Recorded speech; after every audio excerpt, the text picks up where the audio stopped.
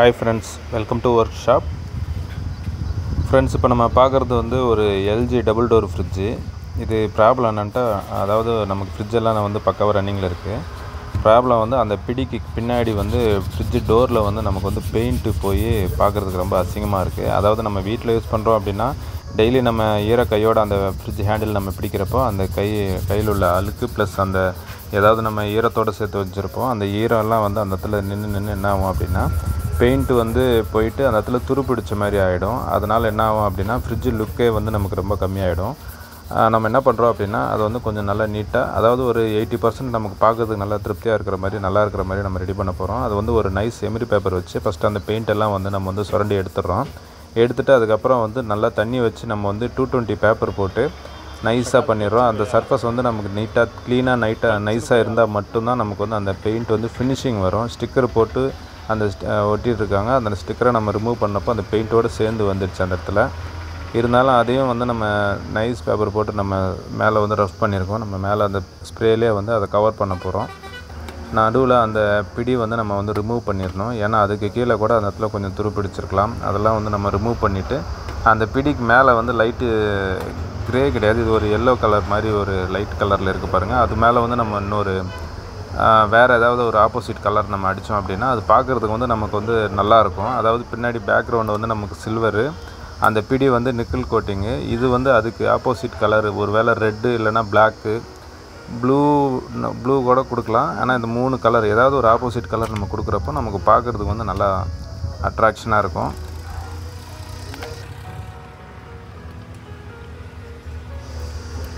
இப்போ silver spray நம்ம பண்ணுறோம். இது மார்க்கெட்டில் வந்து ஒரு 140-150 ருபீஸ் இருக்கும்.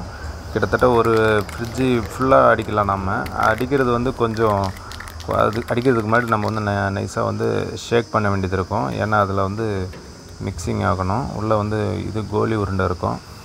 நம்ம ஒரு அடிக்கிற டிஸ்டன்ஸ் வந்து அட்லீஸ்ட் ஒரு 1 ஃபீட்டு தூரமாவது இருக்கணும். அப்போ தான் வந்து நல்லா வந்து ஈவனாக வைடாக வந்து விழும். ரொம்ப க்ளோஸாக வச்சு அடிச்சிட்டோம் அப்படின்னா ஒரே இடத்துல விழுந்துடும். அது பார்க்குறதுக்கு என்ன ஆகும் அப்படின்னா அப்படியே ரவுண்டாக ஒரு மாதிரி தனியாக தெரிய ஆரம்பிச்சிடும். அதுக்கு மேலே நம்ம என்ன பண்ணாலும் வந்து ஃபினிஷிங் வரவே வராது. தொடச்சி எடுத்தால் கூட தனியாக தெரிய ஆரம்பிக்கும். அதனால் அடிக்கிறப்பவே கொஞ்சம் நல்லா வந்து டிஸ்டன்ஸ் கொடுத்து அடித்தோம் அப்படின்னா ஃபினிஷிங் நல்லா பர்ஃபெக்டாக இருக்கும். அது ஆல்ரெடி சேம் சில்வர்ன்றதுனால நமக்கு வந்து ஃபினிஷிங் வந்து ரொம்ப ஈஸியாக வர்றதுக்கு வாய்ப்பு இருக்கும். அது அடிக்கிறது பொறுத்து இருக்குது. நம்ம கொஞ்சம் டிஸ்டன்ஸில் வச்சு அடித்தோம்னா ரொம்ப நல்லாயிருக்கும் பார்க்குறதுக்கு.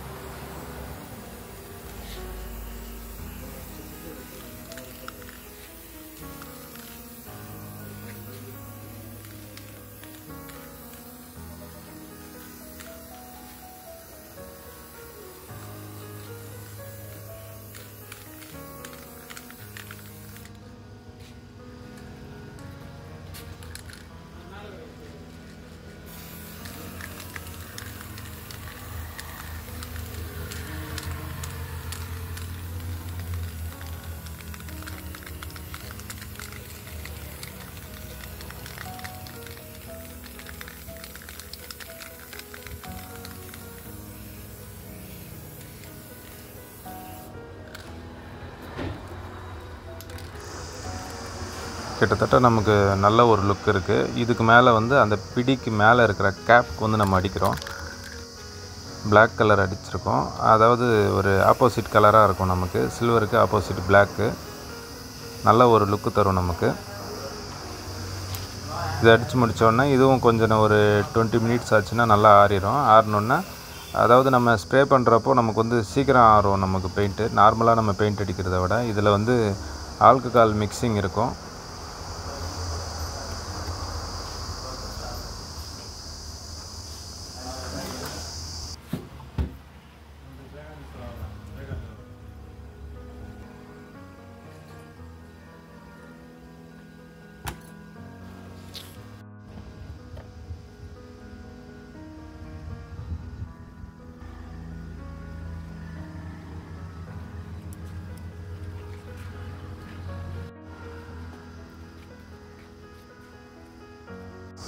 மேலே அந்த கேப் நம்ம ஃபிட் பண்ணுறோம். அந்த சில்வரு, அதுக்கு மேலே நிக்கிள் கோட்டிங்கு, அதுக்கு மேலே நமக்கு இந்த பிளாக்கு பார்க்குறதுக்கு நல்ல ஒரு அட்டகாசமான ஒரு லுக் இருக்கும். டெய்லி நம்ம வீட்டில் அந்த ஃப்ரிட்ஜு நம்ம ரொம்ப ஒரு கேவலமான லுக்கில் பார்த்துட்டு திடீர்னு நம்ம இந்த மாதிரி ஒரு 1 ஹவர் நம்ம இந்த மாதிரி ஸ்பெண்ட் பண்ணோம் அப்படின்னா நம்ம ஃப்ரிட்ஜை வந்து அழகாக நம்ம நீட்டாக வச்சுக்கலாம். அது வீட்டில் அந்த நம்ம ஃப்ரிட்ஜு யூஸ் பண்ணுறதுக்கு நமக்கே கொஞ்சம் நல்லா மனசு கொஞ்சம் நல்லாயிருக்கும்.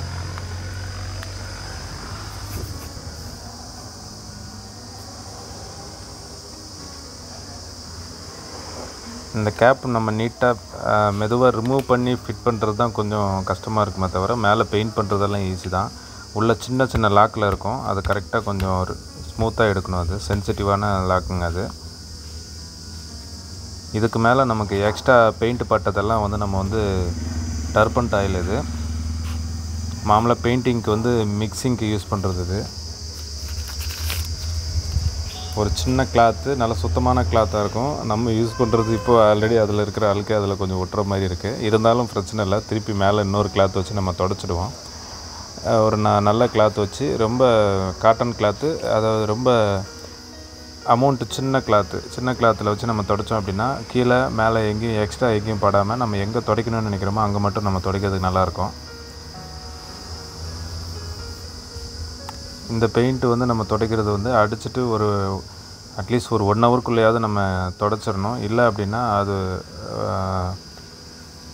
அவ்வளோ ஃப்ரீயாக வராது.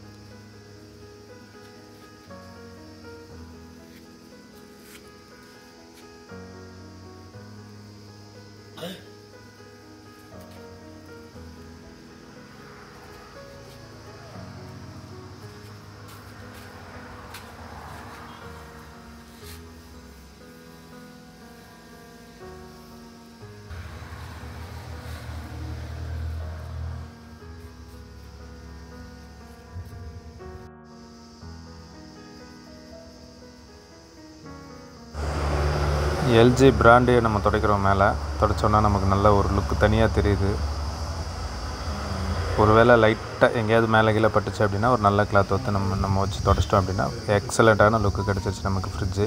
ஃப்ரெண்ட்ஸ், நம்ம சேனலுக்கு புதுசாக வந்திருக்கீங்கன்னா மறக்காமல் நம்ம சேனலை சப்ஸ்கிரைப் பண்ணுங்கள் ஃப்ரெண்ட்ஸ்.